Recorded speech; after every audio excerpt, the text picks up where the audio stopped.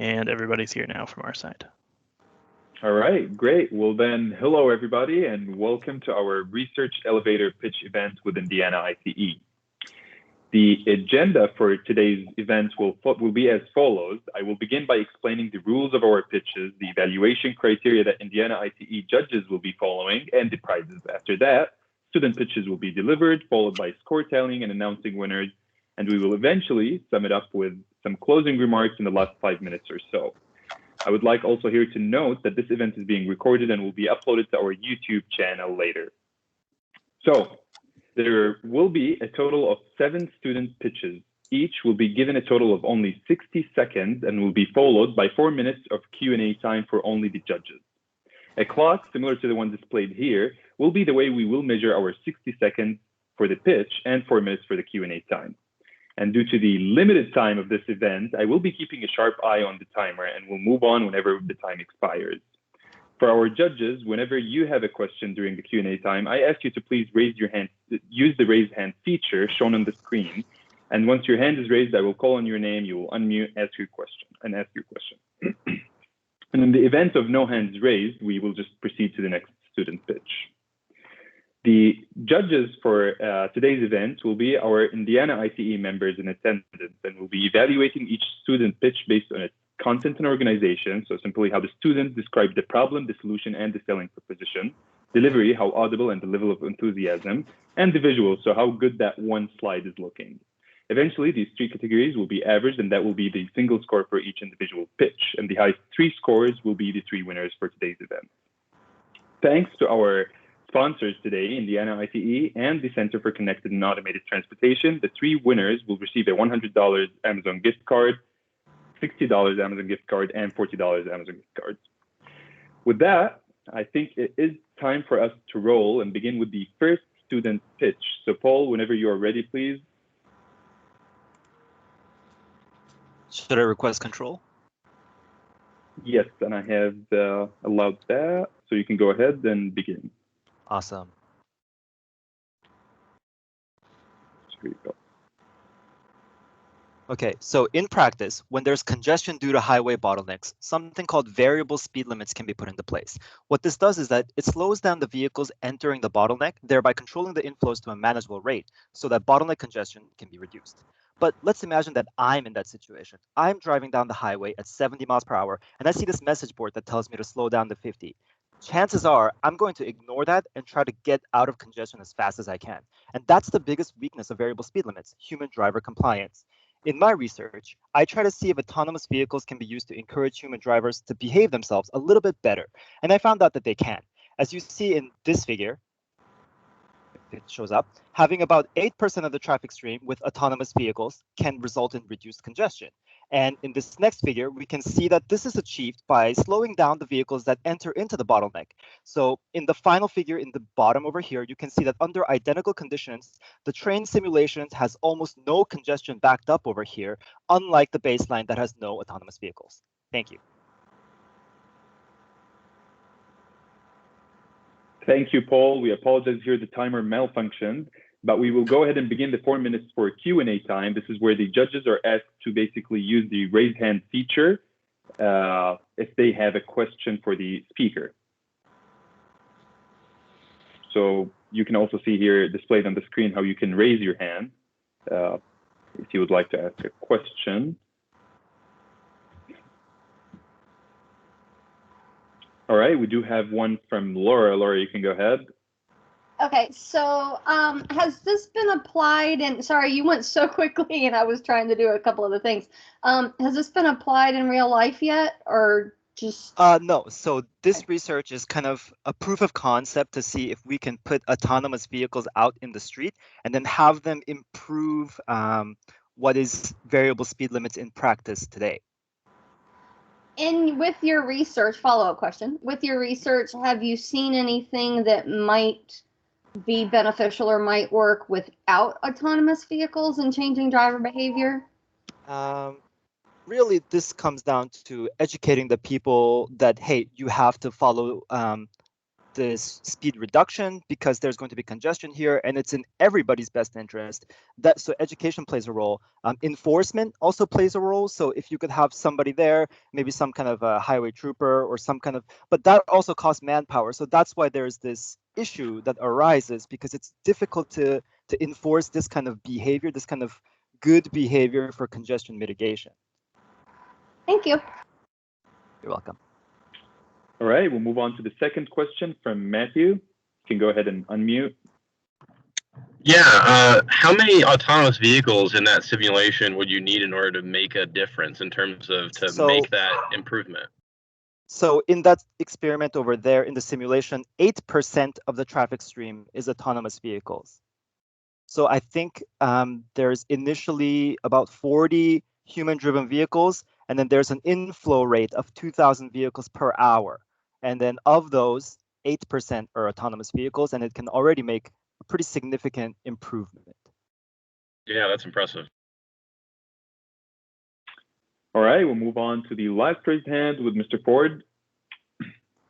Thanks. I think I'm confused a little bit. I was wondering if you're talking about autonomous vehicles and keeping the queues down, and yet you talked about having you as a driver, you would want to adjust your speed. Well, autonomous vehicles already do that. What am I missing? Oh, so just to clarify that a little bit, without autonomous vehicles, what is in place is variable speed limits to reduce bottleneck congestion. And what that will do is that'll just tell human drivers to kind of slow down because there's going to be a bottleneck over there. And I, as a driver, often get tempted when I see these signs that say like whatever temporary work zone or for whatever reason, I have to slow down from the typical speed limit. A lot of the times I and many other drivers just ignore that. And that makes everything a lot worse. And this is the problem with variable speed limits, the human driver compliance. And I try to see if having autonomous vehicles programmed to drive in such a way that can encourage human drivers such as myself to behave a little bit better, to follow the rules a little bit better in these kind of gray area situations where there is this very dynamic speed limit that is put in place.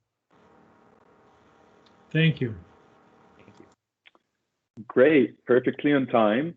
We move on now to the second student pitch. Justin, are you ready? Yeah, are you sharing my slide or am I, Abdullah? Yes, so no, I will be having your slide. Just let me know whenever you're ready and I'll click on the timer to start. Okay. The Indiana Department of Transportation has a fleet of over 1,100 winter operation trucks and spends up to $60 million annually on snow removal and de-icing as part of their winter operation maintenance activities. Materials for treating contribute towards a significant part of that budget, and the efficient application of these materials with automated solutions for managing driver workload can significantly cut down operating costs and staff turnover. We begin with a prototype to demonstrate the proof of concept and used for training the drivers on the technology. We then scaled the project to a 5,500-gallon tanker to be used on I-465, I-70, and I-74 to capture bridgeheads and underpasses. There are over 100 application zones around I-465, and with the 2 to 6 lane interstate carrying larger volumes of traffic around Indianapolis, it is important to stay safe and consistent winter de-icing activities can be performed. Thank you, Justin. With that, we'll go ahead and begin the 4 minutes for Q&A time for the judges.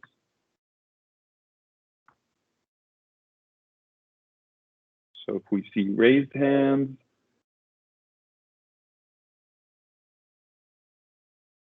All right, we have Steven Zer. You can go ahead and unmute. Hi, Justin. I had one question about your slides. So there was the visual in the lower right with all the red dots on Interstate 465. I was just curious what all of those red dots represented. Yeah, so all of those red dots were the application zones around I-465. Okay, thank you.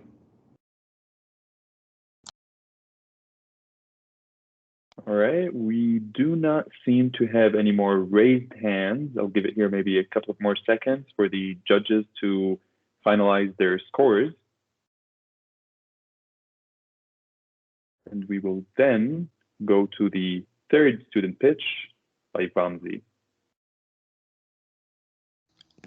Hello, can you hear me? Yes, we can hear you. Let me know when you're ready and I will. Okay, give me 1 second. All right, I am ready to go. Go. How nice would it be if we can assess safety at an intersection without having to wait potentially years to collect sufficient crash data?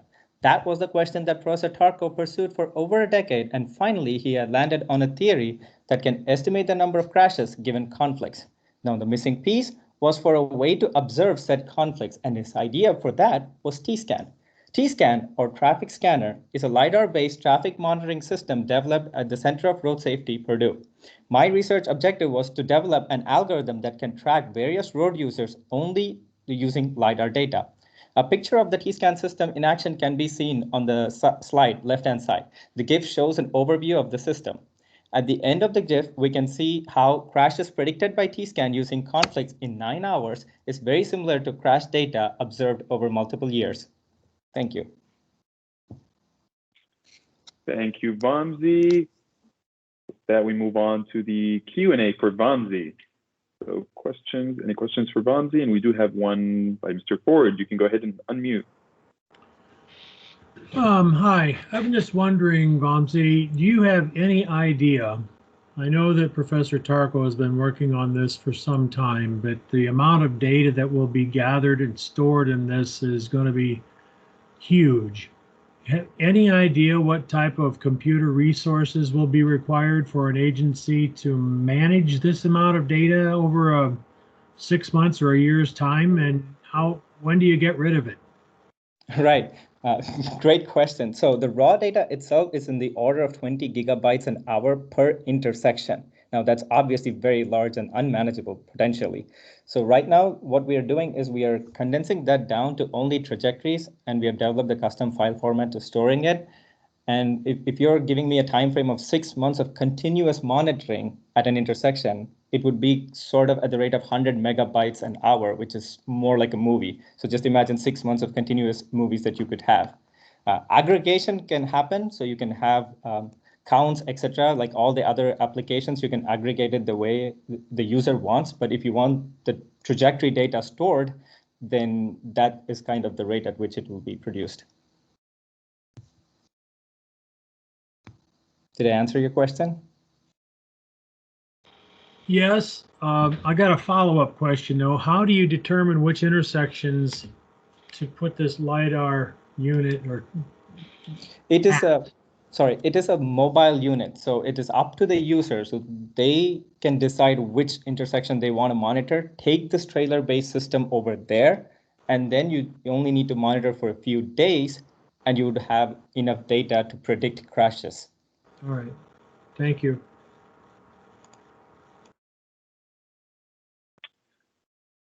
All right. We don't seem to have any more raised hands. So again, I will give a few seconds before we move on to the fourth student pitch provided by Rahul. So thank you, Vamsi. Rahul, whenever you are ready. Quick mic check, Abdullah. Can you hear me? Yep. Okay, I just requested for control.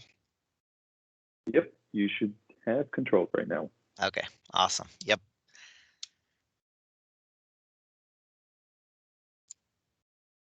Transportation agencies seek to maximize safety and mobility of our highway network at the lowest possible cost. We believe that vehicles know more about our infrastructure than we do. Connected vehicles hold huge potential for providing performance data for road segments. The study is developing analytical tools that use emerging connected vehicle data to provide graphical interstate performance measures. We used over 1 billion speed records to plot these speed profiles. The vertical axis shows mile marker, whereas the speeds in different bins are stacked, showing number of hours for each month on a horizontal axis. Case studies showing 1. Congestion in Indianapolis area, 2. The impact of winter weather, 3. Work zone activities, and 4. Crash events, 5. COVID-19 impact are presented. The performance measure helps stakeholders identify critical zones causing congestion and its severity, the pattern of the congestion would also help in identifying improved system management strategies for winter events and construction work zones. Thank you. Thank you, Rahul.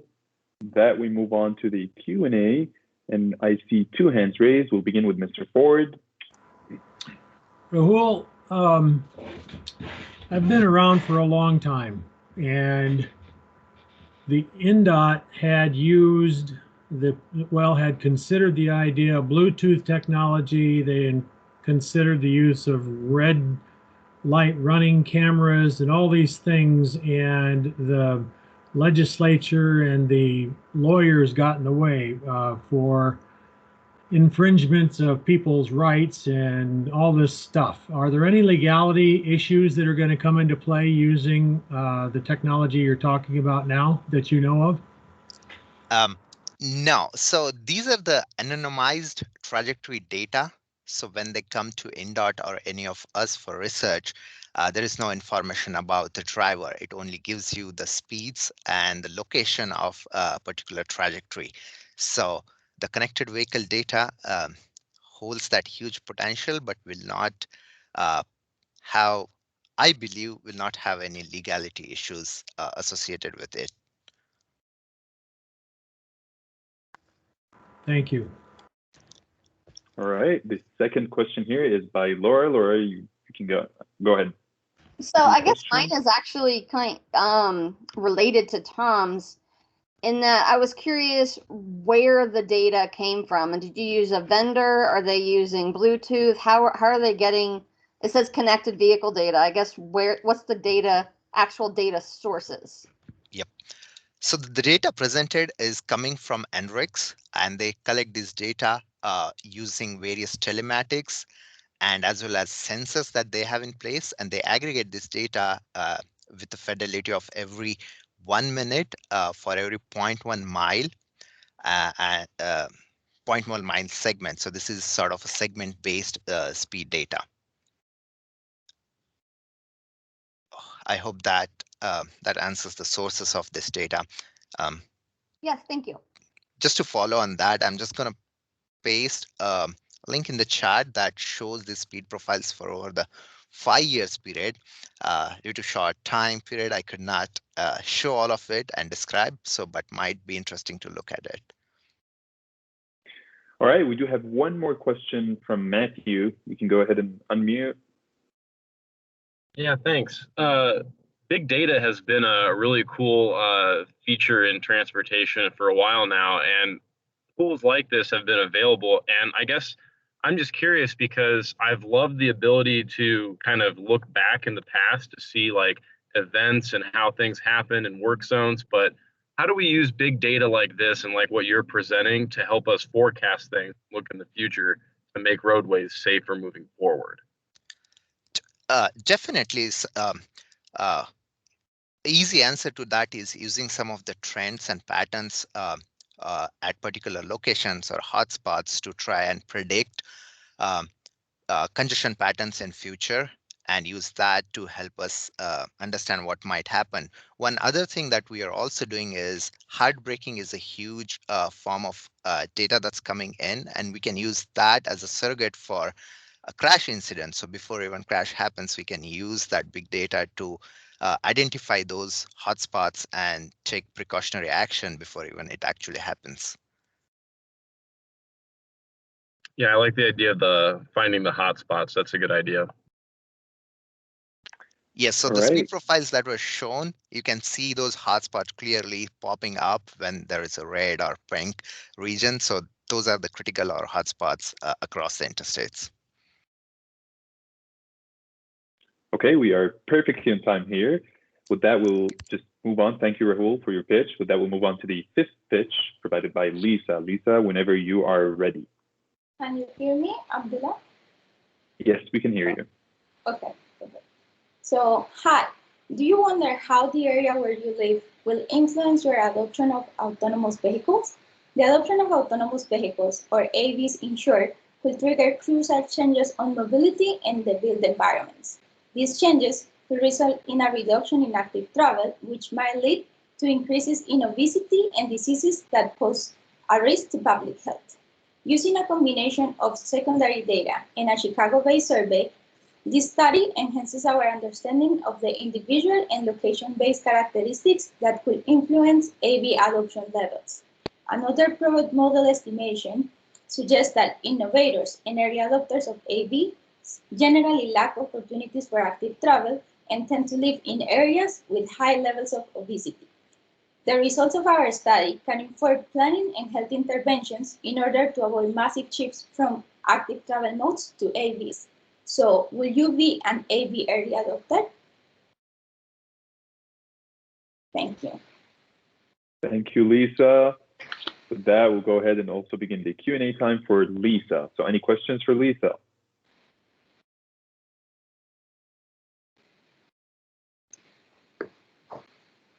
Is there any way you could And if pop not- the graphic back up, the slide back up, Abdullah? Sure.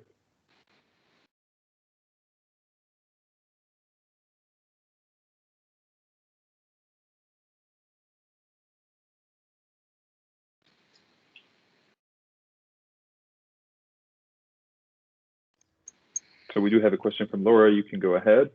Sure, thanks. That's why I wanted to see the graphic again. There's a lot of great information on there, and I was curious as far as any type of, I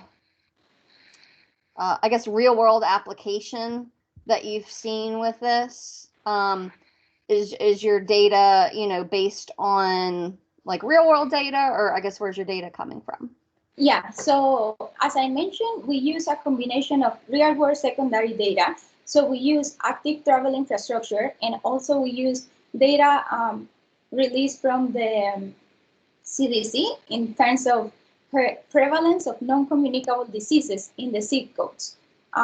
So using that data and the responses from a survey in Chicago, we have from those responses their zip codes. So we join the data, the secondary data with the zip codes of the respondents, and we try to analyze what makes a person or what surrounds a person that is an early adopter or an innovator of an autonomous vehicles technology.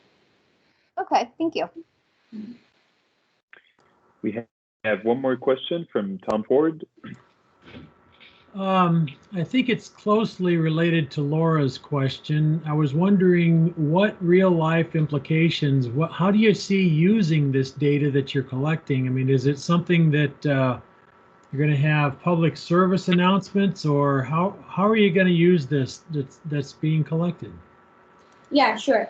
So also, as I mentioned, the results can inform health interventions to avoid that at the time that AVs come into place, we have a massive shift from active travel modes to AVs, which can increase the likelihood to being obese or suffer from diabetes or other non-communicable diseases. So some of the implications and, let's say, real-world applications of it is like trying to enhance active travel right now before we have these innovators and early adopters, people wanting to try out the AV's technology. Another solution that we could see from the research was that maybe having AVs as complement and not a substitutor or of active travels, and also making sure that the infrastructure that is put in place for AVs don't have a conflict with infrastructure for active travel and things like that. Another, let's say, implication would be also the space used right now for parking that will be released by AVs could be used for motivate physical activity and active travel around the zip codes that will need it the most. Thank you. All right, we have one last question from Mr. Park. We have about 30 seconds left, though, on the Q&A time, so we're going to try to make this quick, Lisa. Okay. Yeah. How did you connect this technology adoption curve and then the influential factors? And I want to know the method or statistical method, or have you modeled these things, or just collect the data and then see the character statistics for that? No, I actually conducted an order model estimation. So as you can see here, the level of adoptions will be 5 categories. So as the data is ordered from who is the most innovator to the most laggard or less innovative, let's say like that, we model these categories, and our independent variables were the surrounding characteristics of the zip code. So we join this data spatially by the zip code, and that's how we get to model it using an order probit model. Okay, thank you. All right, thank you, Lisa. With that, we will move to the 6th student pitch with Rajat. Rajat, whenever you are ready. Can you hear me? Yes, we can. Okay, can start. Let's go. Uber drivers can't unionize because they're not legally employees, rather just contract workers. So what do they look for when they need to demand rights and proper treatment from their employer? They turn to online discussion forums to help them organize. But how effective are these platforms? We scraped conversation data from an Uber driver forum called Uber People to answer that question. We identified 10 broad topics they talk about the most and created social networks based on these topics. We saw that drivers' discussion indeed aligns with actual strikes and protests, albeit with an attention period of just about 15 days. We identified that there is a big difference between which other users these drivers follow on the forum and which ones they actually interact with. We find that leaders and more active users have very small social networks. With the help of actual ride data, we also show that these discussions barely have an impact on the company. At the end, it appears like more talk and less action on the driver forums, and thus more frustration. Thanks. Thank you, Rajat. Perfectly on time. With that, we will go ahead and begin our 4 minutes of questions for Rajat. So any questions from the judges?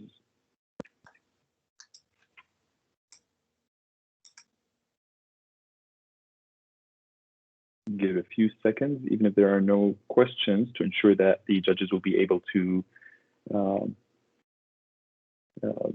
update their scorecards. But we do have one question from Steven. Steven, go ahead and unmute, please. Okay, hi. I had a question about your figure there that was on the top right, where it had the counts, all the different words. I was curious if that came from was there a particular social media platform where that data came from, like Twitter? I was just curious what your source was for that. Yeah, like I mentioned, we scraped the data from a forum. It was available. It was publicly available, but it's a forum dedicated for Uber drivers, so it's a very specialized place. Okay, thank you.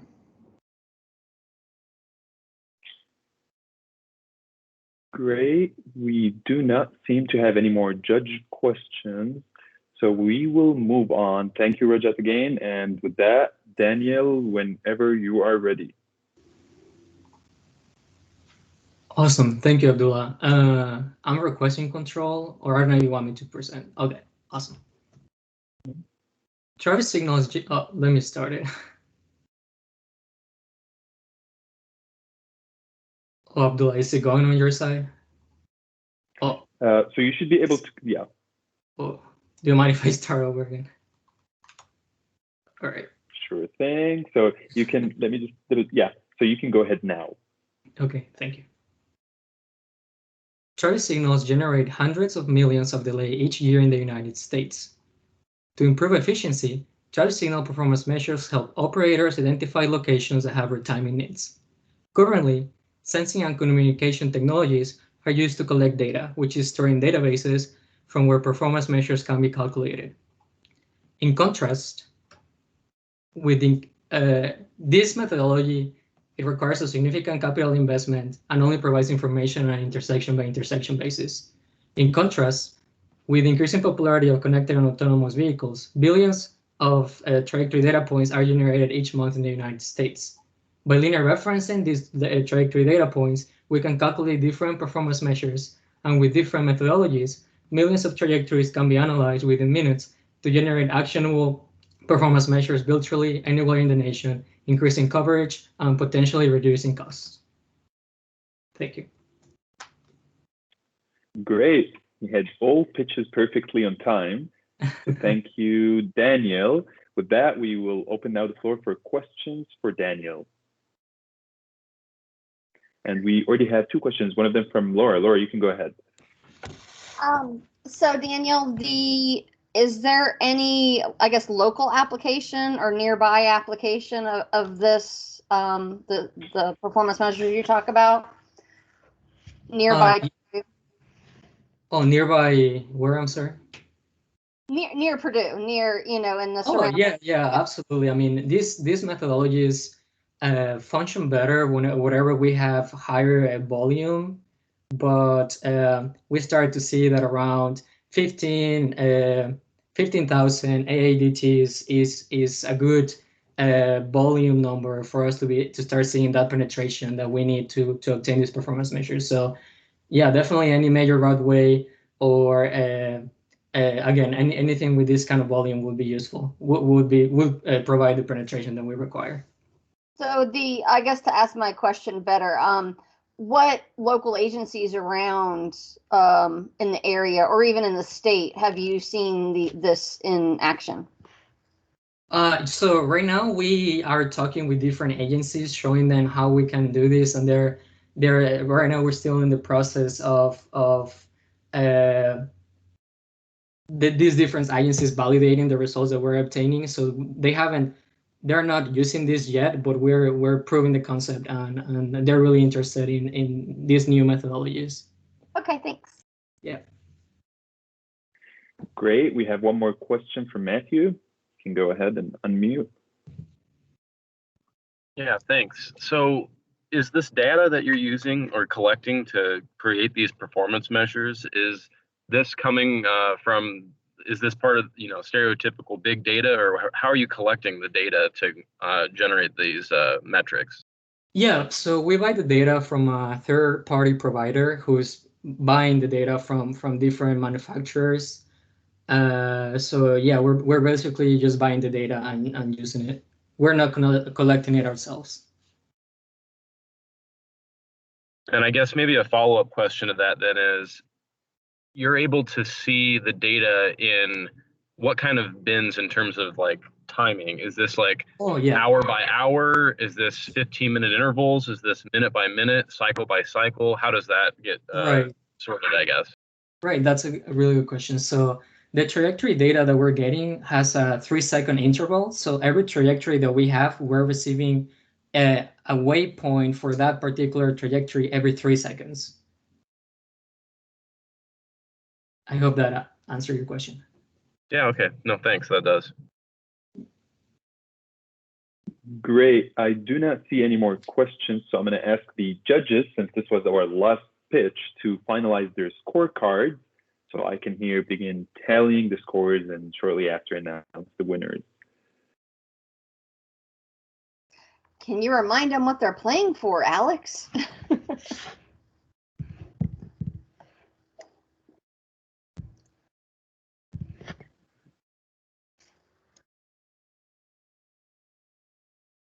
Laura, maybe you should. I don't remember. It was some gift cards. Correct. So we do have gift cards for the winners. The winners, first place will get a $100 Amazon gift card. Second place will be $60, and the third place will get $40, provided by Indiana ITE and the Center for Connected and Automated Transportation here at Purdue. So with that being said, I believe Professor Sinha should be with us and should be here giving a quick reminder to the students. Yes, so Professor Sinha, you can go ahead. Yes, thank you. Thank you, Abdullah. I enjoyed this event and I thank the Indiana DOT people who took the time to be judges. So thank you, folks. One of them, I've known him for a long time, Tom Ford. So I say hi to Tom, if he remembers me. I remember, of course I do. Let's keep it above board, though. So this is our last event in the seminar series this semester. I enjoyed all the presentations. In fact, we are going through trying to find the or we're judging the faculty members, the seminars that were students gave the best speaker. And there are 9 students presented their work, and as required by our regular rules in transportation graduate studies. We also had several external speakers, including Govindi, Director of Development, and also IT Executive Director. And in addition, we had a number of faculty speakers. So it was a very enriching experience. I want to remind, this is the first semester that university included the seminar as a class, so course evaluation like a course. So they're asking students to evaluate this seminar, but don't say if you respond, the textbook was no good, homework was no good, because there is no homework, there is no textbook, so it's a little different. But nevertheless, please take little time, all the students, and respond. I want 100% response and suggest how we can make it even better. So I want to remind them, the students, that May 2nd is a deadline. The last, I want to express our appreciation of Abdullah Nafak. His father was our student, by the way, years ago. So we have a little bit more claim on Abdullah, make him do extra work. So Abdullah, for supervising, emceeing all the seminars, he has done a wonderful job. So thank you, Abdullah. And Rahul, I'm from India. He's from India, but his last name I cannot pronounce or remember. But anyway, Rahul, for recording all the seminars, and the rest of the IT team who took part one way or the other to make the seminar and other auxiliary activities happen. So I thank you. Abdullah, back to you. Thank you, Professor Sinha. I am here near done, almost done. If you may, ladies and gentlemen, give me just a minute more to finalize this course. I'll jump in as president of ITE Indiana section real quick, and we just wanted to give our thanks to Abdullah and everybody who helped put this on. It's been a lot of fun for us.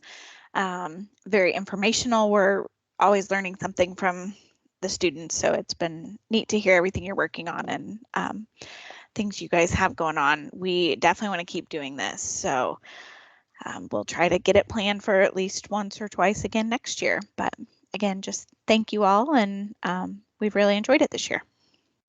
And good luck on finals.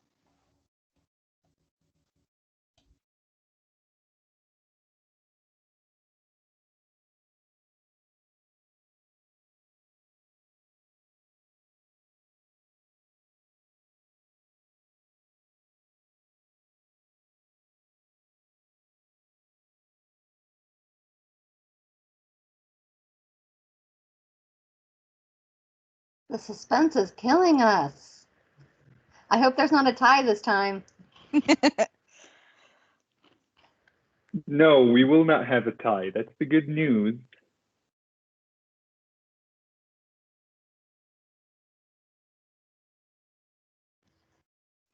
I should have queued up the Jeopardy music. Right, I wanted to enter. Those are great prizes. Can I do a quick 1-minute pitch? I want to get in on the prizes.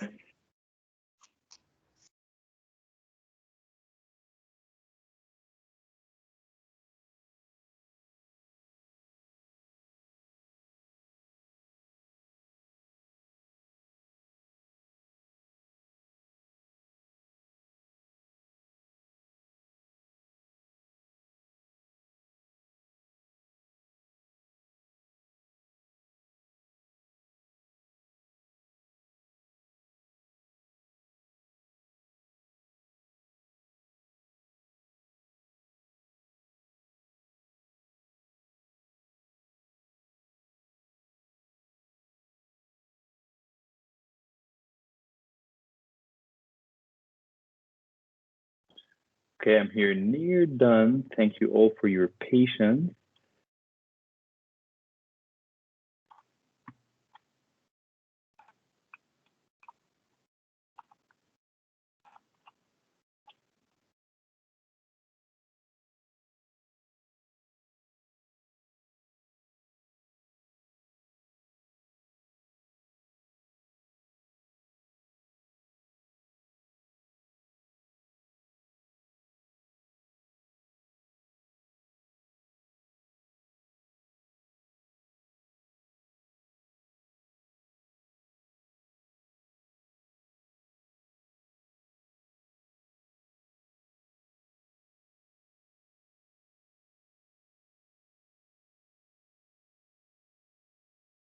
All right, we have finalized this now and ready to announce the winners. In third place came Lisa, and in second place is Vamsi. First place went to Rahul.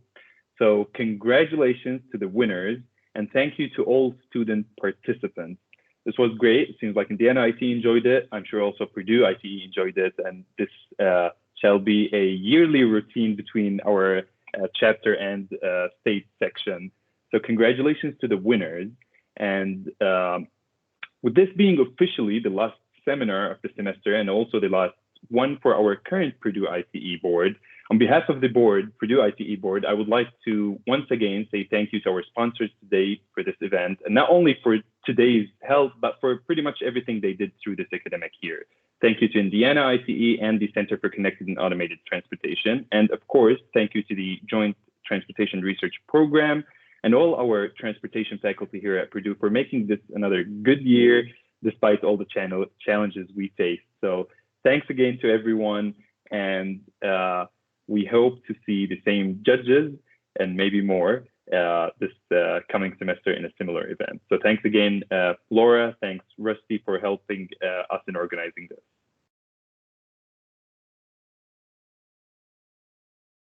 Thank you, Abdullah. And thank you. And with that, we conclude today's event. Again, congratulations to the winners. Nice job, everybody. Thank you all.